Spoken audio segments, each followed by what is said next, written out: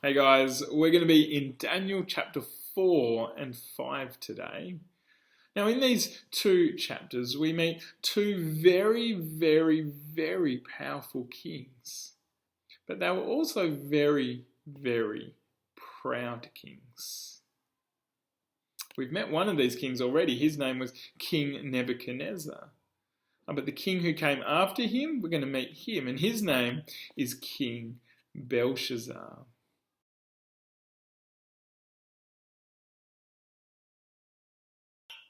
See, in these verses, we see Nebuchadnezzar. Well, he thought that he had done all this great work. That Babylon, the great, that it was his. It was his royal residence that he had built by his vast power and for his glory.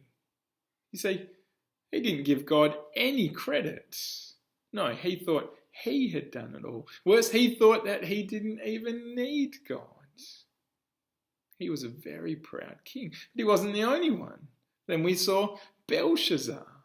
Now, Belshazzar, he had a great feast, 1,000 people. Imagine having a party of 1,000 people. And whilst he was at that party, he ordered that the gold and silver cups, the vessels from God's temple, that means that they belonged to God, that they were God's. He took them and ordered that they be filled with wine, and he gave them to all his guests. You see, what Belshazzar was doing was he was acting as if God didn't really exist. He was acting as if he was more powerful than God, that he was better than God. Like Nebuchadnezzar, Belshazzar was a very proud king.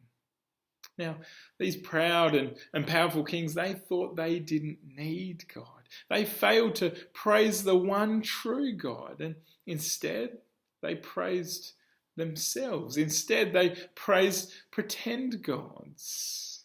They acted as if they were better and more powerful than God.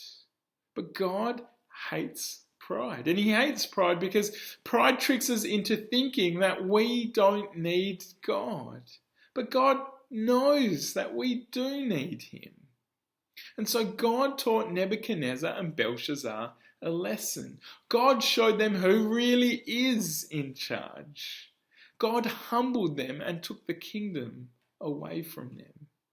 He said, because you are proud, you can no longer be king.